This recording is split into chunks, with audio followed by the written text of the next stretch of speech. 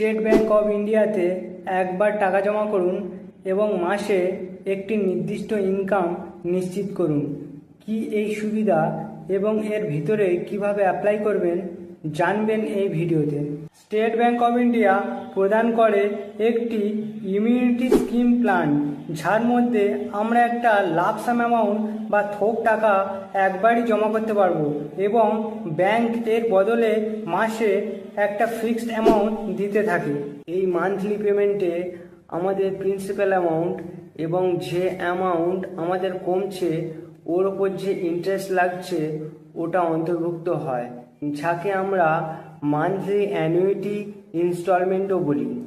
তো মোটামুটিভাবে যদি অ্যানুইটি ডিপোজিট স্কিম বোঝা যায়, তো যেরকমভাবে আমরা ব্যাংক থেকে লোন নিই এবং ওর বদলে আমাদের প্রতি মাসে একটা ফিক্সড ইএমআই দিতে হয়, ঠিক ওই রকমভাবে অ্যানুইটি স্কিমের ভিতরে আমরা একবারই ব্যাংকে টাকা জমা করি এবং ইএমআইয়ের সাহায্যে আমরা মান্থলি টাকা পেতে থাকি। এখানে এটা খেয়াল রাখতে হবে যে এর মধ্যে যে ফিক্সড অ্যামাউন্ট পাবো ওই ফিক্সড অ্যামাউন্টের ভিতরে প্রিন্সিপাল এবং ইন্টারেস্ট দুটোই অন্তর্ভুক্ত হয়।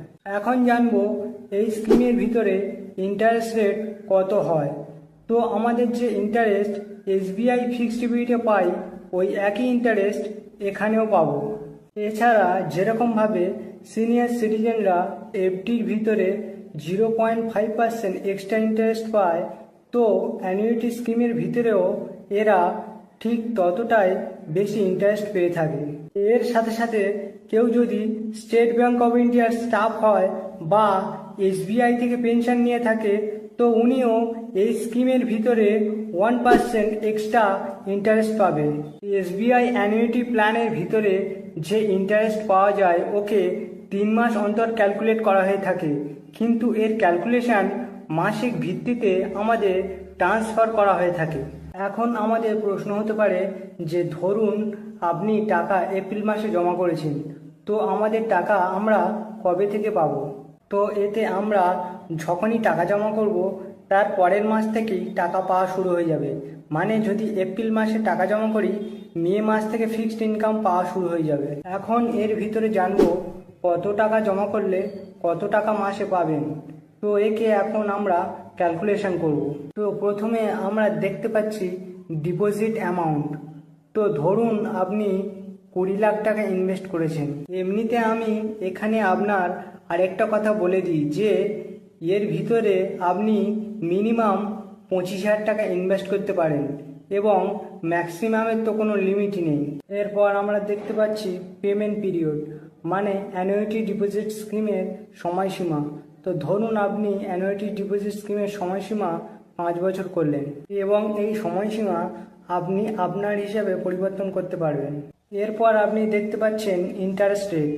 কেন এখন 5 বছরের ফিক্সড ডিপোজিটে ইন্টারেস্ট 5.4% চলছে, তো আমরাও এটাই ধরব, কারণ ফিক্সড ডিপোজিট এবং অ্যানুইটি ডিপোজিট স্কিমের ইন্টারেস্ট রেট একই। তো আমরা এখন দেখতে পাচ্ছি মান্থলি পেমেন্ট 38,087 টাকা।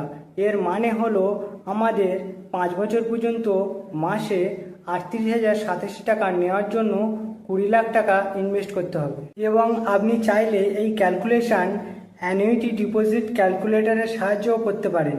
এরপর আমরা জানবো এই স্কিমের ভিতরে ইনভেস্ট করার জন্য এলিজিবিলিটি ক্রাইটেরিয়া কি।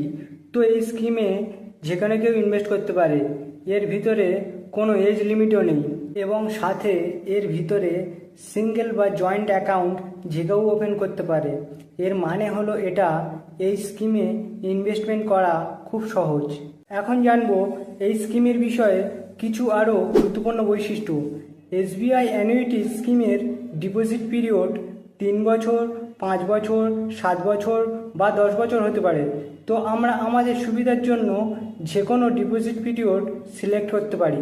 এর সাথে সাথে এর ভিতরে মিনিমাম মান্থলি ডিপোজিট 1,000 টাকা থেকে শুরু করতে পারি। এর ভিতরে ম্যাক্সিমামের কোনো লিমিটই নেই। এই স্কিমের ভিতরে আরও একটা গুরুত্বপূর্ণ বৈশিষ্ট্য হলো এই যে এর ভিতরে আমরা লোনের জন্য অ্যাপ্লাই করতে পারবো এবং ওই লোন আমাদের ইনভেস্টমেন্টের প্রায় 75% নিতে পারবো। ধরুন আপনি 10 লাখ টাকা ইনভেস্ট করেছেন এর ভিতরে, তো এর 75% মানে 7,50,000 টাকা পর্যন্ত লোন আমরা নিতে পারবো। কিন্তু এটা খেয়াল রাখতে হবে যে এই লোন শুধু স্পেশাল কেসের ভিতরে এলিজেবল আছে, এবং লোন নেওয়ার পরে যে মান্থলি পেমেন্ট আছে ওটা আমাদের অ্যানুইটি অ্যাকাউন্টে ট্রান্সফার না হয়ে সোজা লোন অ্যাকাউন্টে ট্রান্সফার হবে। এছাড়াও এই স্কিমে অ্যাকাউন্ট আপনি এসবিআইয়ের যে কোনো ব্রাঞ্চ থেকে ওপেন করতে পারবেন, এবং যদি লোকেশানের পরিবর্তন হয় তো আপনি একে ট্রান্সফারও করাতে পারবেন। চলুন এখন জানি এর প্রিমেচিওর উইথড্রলের বিষয়ে। এই স্কিমে প্রিমেচিওর উইথড্রল হতে পারে, কিন্তু ওর জন্য আমাদের যতটা পেনাল্টি বা ফাইন টার্ম ডিপোজিট বা ফিক্সড ডিপোজিটে দিতে হয় ততটা ফাইন এখানেও দিতে হবে।